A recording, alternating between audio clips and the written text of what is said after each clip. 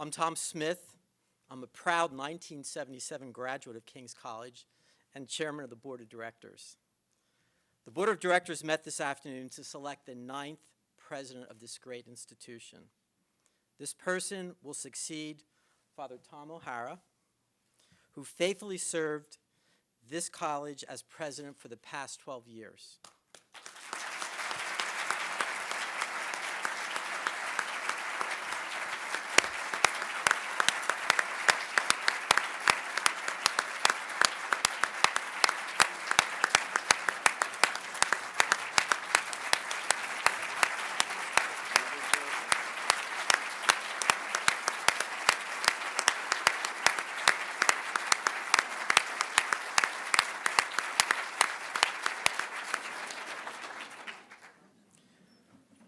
We all look forward to his return to the classroom in 2012 after the completion of his presidency this June and a well-deserved sabbatical and year of renewal.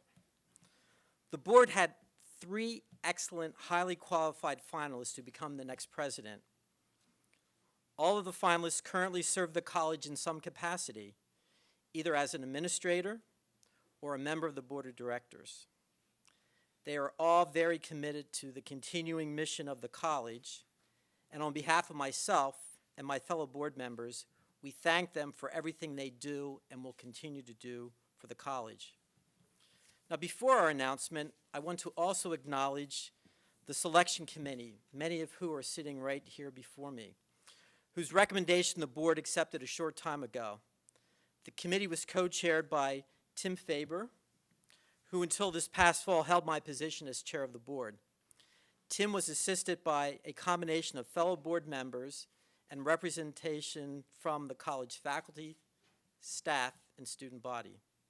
Tim, thank you for your service to the committee and, more importantly, to King's College.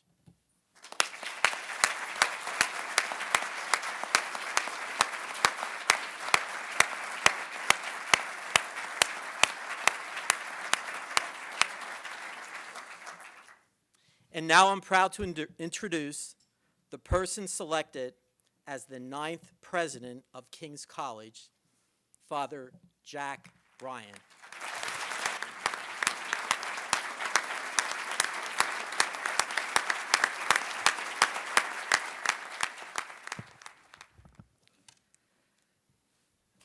There's an old line that no doubt many of you have heard before, that if you want to make God laugh, tell God your plans. I hope God is having a good laugh because I didn't plan any of this. To say that I'm honored and privileged would be expected, but quite true. Let me just give you a few words on why that is so.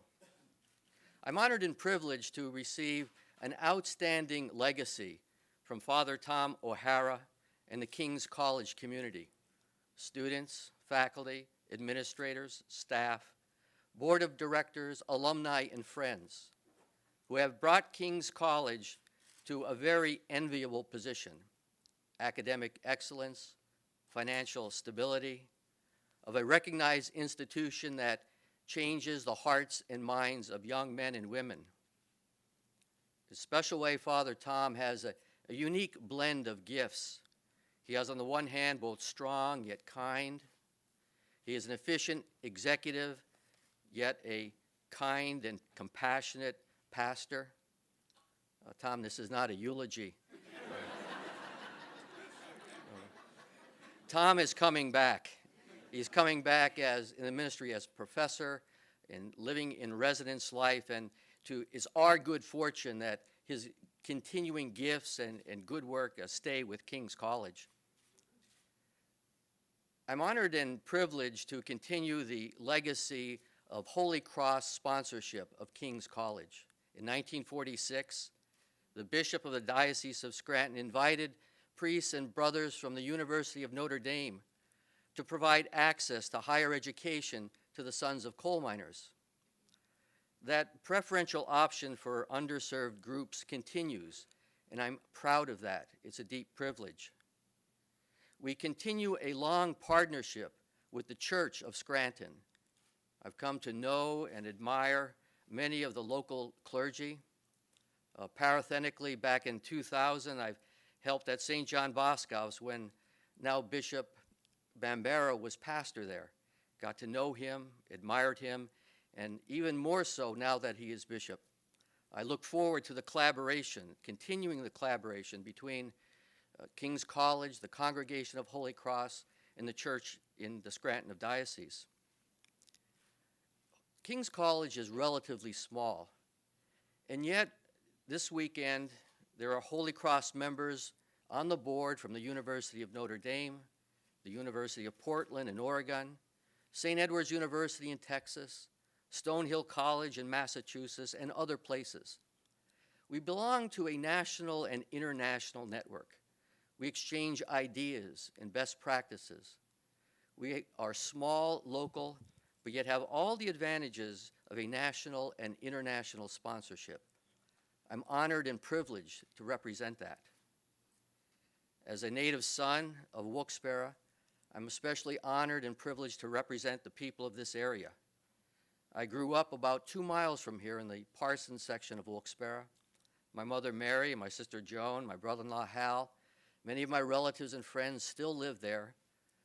2 blocks from here, I went to high school in Coughlin High School. My roots are in this town, and I'm very proud to represent, as a citizen of Wilkes-Barre, this institution. I look forward to working with the other institutions of higher education. Higher education has been one of the real bright spots in northeastern Pennsylvania. Our landscape and history has its bright spots and dark spots, but higher ed is one of the bright spots.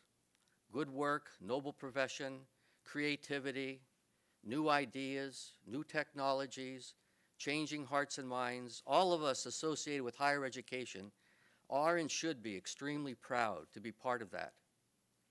And finally, I'm exceptionally proud and honored as a part of the community of King's College to be given young men and women by their parents, by their caregivers, to continue the ongoing formation that they began. A number of weeks when this process started, I often mention that over the 15 years plus since I've been here, I ask students, what do you want to be? And I ask that question by who do you admire? Because who you admire is who you want to be. And it has never wavered in that response over the years. It is not the athlete or the business professional. It's the mother, the father, the grandparent, the aunt, the uncle, the someone who loved them before they had accomplished much, who picked them up when they fell, who stood with them with difficult growth periods. Not only do they want to be professionally competent, to gain knowledge and skills in the arts and the sciences, they want to be compassionate and compassionate and caring citizens. And that's what we hurry along. We are given that treasure, and we're called to develop it. It is a wonderful treasure and a wonderful ministry. It is for these reasons and more that I am honored and privileged to be selected as the 9th president of King's College. Thank you.